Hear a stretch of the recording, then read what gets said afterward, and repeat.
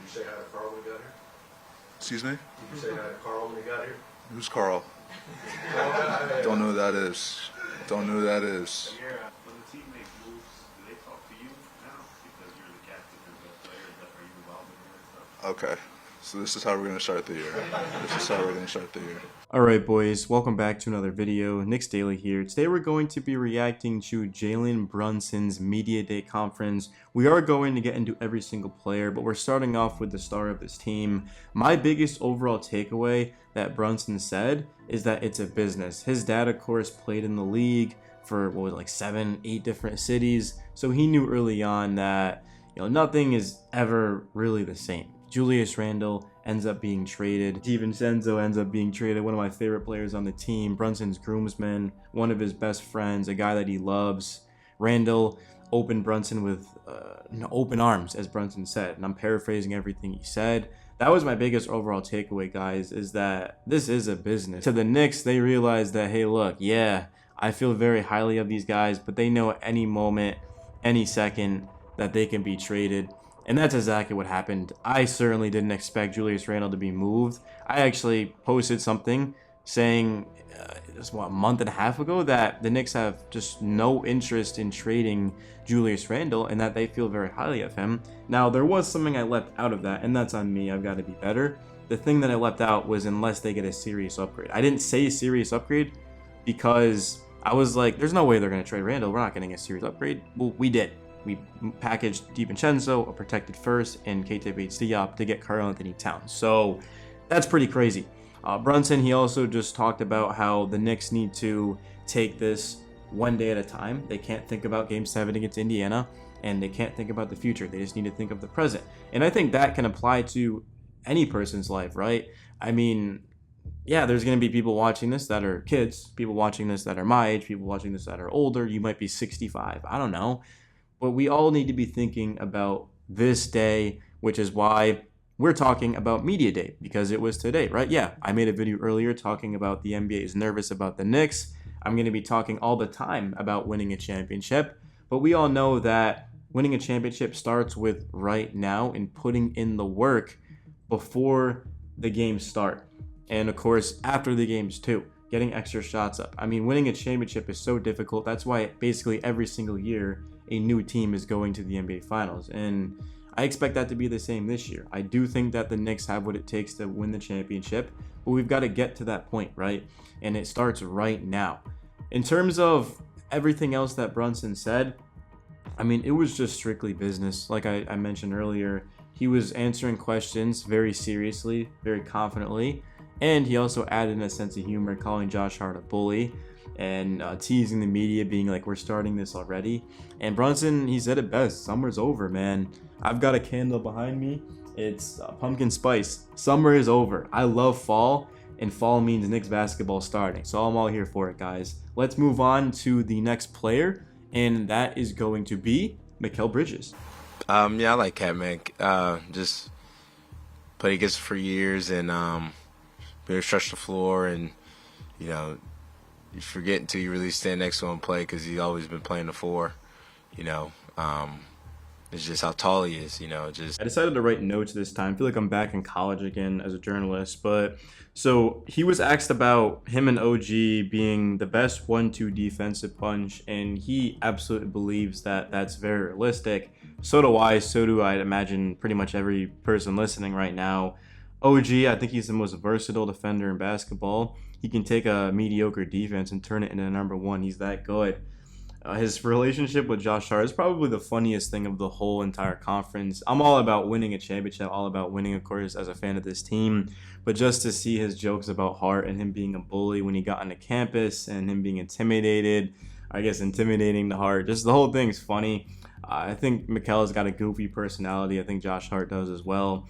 And Jalen Brunson's funny too, but he's more serious from what I've seen than those two guys. But I think Bridges is going to fit in well here, obviously, as a player. I mean, giving us 20 a night, elite corner three-point shooting, elite defense, great IQ, a guy who doesn't need the ball. Yeah, sure, he's been on ball most of his career, but we saw what he did with Phoenix, and he was the guy in Brooklyn. I think Bridges is just best as that number 3 option behind Brunson and behind Cat. And then of course we've got OG and Hart next to him. A lot of good defenders. It's going to be a lot of fun, man. Did he feel like Brunson was going to be this good? Absolutely. And I believe every single point he made about Brunson. He played with him in college. He knew that once he left Dallas and playing with Luka and went to the Knicks and was going to be the guy with the ball in his hands. He definitely envisioned this. And then the last thing that I took away from what Bridges had to say was about Cat and how he's played the 4, and people just forget how tall he is. I mean, he's a 7-footer. He's very skilled, very talented, and the Knicks got a good one. I mean, imagine the cost in your mind of what you would have thought it would be to get a guy like Karl-Anthony Towns. I mean, if Bridges went for like 5 first-round picks, guys, imagine what Cat's gonna go for. We got him for Randle, DiVincenzo, who would have been coming off of the bench for us. Randle, we don't even know what he's gonna look like coming off of that injury, and he's has 1 year left on his deal. A protected first that I don't think it's gonna convey, so 2nd-round picks, and then Keita Bates-Diop, who's solid, but he probably wasn't even gonna make our top 15 rotation. So You're allowed seeing the reports. What report? Reports that Karl-Anthony Towns being traded to the Knicks. You got Cat? Oh, wow. It's crazy. Just thoughts on that. all right, boys, so far I've seen Brunson, Bridges, and Josh Hart's media days, and Hart's was definitely my favorite just because of how goofy he is. And he talked about how you love to see Cat come in, but you also hate it because DiVincenzo and Randle had to go. He talked about the spacing that Cat's going to create, the mismatches, the rim protection. Of course, he's a 7-footer. He's extremely efficient, the pick and roll. He also talked about how the injury to Mitchell Robinson sped up this trade, and that's a large reason why it happened. I mean, as soon as the Knicks found out about that, they were getting right to it. They already wanted Cat, but after that, they were like, we need to get him right now. And I'm paraphrasing. Don't think I'm like saying specifically what Hart said. He did talk about the business side, but to this point, I mean, we all know that, man. We've seen guys come and go to the Knicks, forever now, and teams in general. So, yeah, I did enjoy Hart's. I think him and Bridges is going to be very, very fun to watch and funny. And the fact that we lost Randle, that now creates an opportunity at the 4 for Hart to start. And if we're being real, there was no business anyway of him coming off the bench. I think he's too good with what he brings with his rebounding and his hustle and his perimeter defense and coast to coast, his finishing, his toughness, you name it, man. But Josh Hart is an absolute fool, and that's why I love him, man. God, man, dude's an idiot, bro. Nah, I'm kidding. Obviously, there's reports that you guys have a new roster. Just what do you make of the new addition that you guys have been able to make? Oh, yeah, I won't comment on that until I don't know anything yet. Pardon? Free agency, what was that like for you? I always wanted to be here, so it wasn't a hard decision for me. All right, boys. So talking about what OG had to say, I was surprised at how many reporters actually asked him questions about Bridges and Brunson, Cat. Because if you look at OG, I mean, we became significantly better with him out there, defensively especially. I thought before OG, we were not a bad defensive team, but pretty close to it, especially to start the year. OG comes in that month, January, of course, when after the trade, when he was ready to go, up to speed. We were the #1 ranked defensive team. I mean, teams were just having an absolute nightmare of a time scoring on us. Now, OG, of course, he definitely doesn't seem that outspoken, and there's nothing wrong with that. I mean, I don't know him, so I could be wrong, but from what I've seen covering the Knicks, seems like he is kind of like a quieter type of guy. But on the court, I mean, his play speaks for itself. I mean, he's as important to us as anyone else. Like, if we lose OG, we're sure as hell not winning the championship. With what he brings on both sides of the ball, he's a very good three-point shooter, especially in the corner.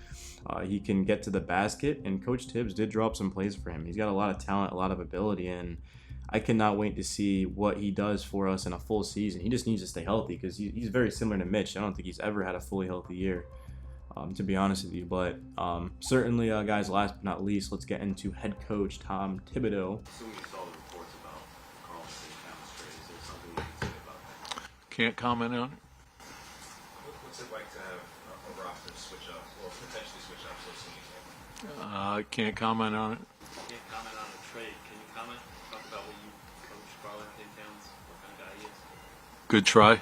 All right, boys. Ending it off on Coach Tibbs. I actually liked a lot of what he said. He did not comment on Cat, which is definitely understandable. He's the head coach. But he talked about just getting open threes, getting to the basket, spacing, and how Leon and his staff have done a great job. He also talked about Mitchell Robinson and when he comes back, is he going to be in the starting lineup? Tibbs gave him credit for his defense and his rebounding, said he's the best offensive rebounder in the league.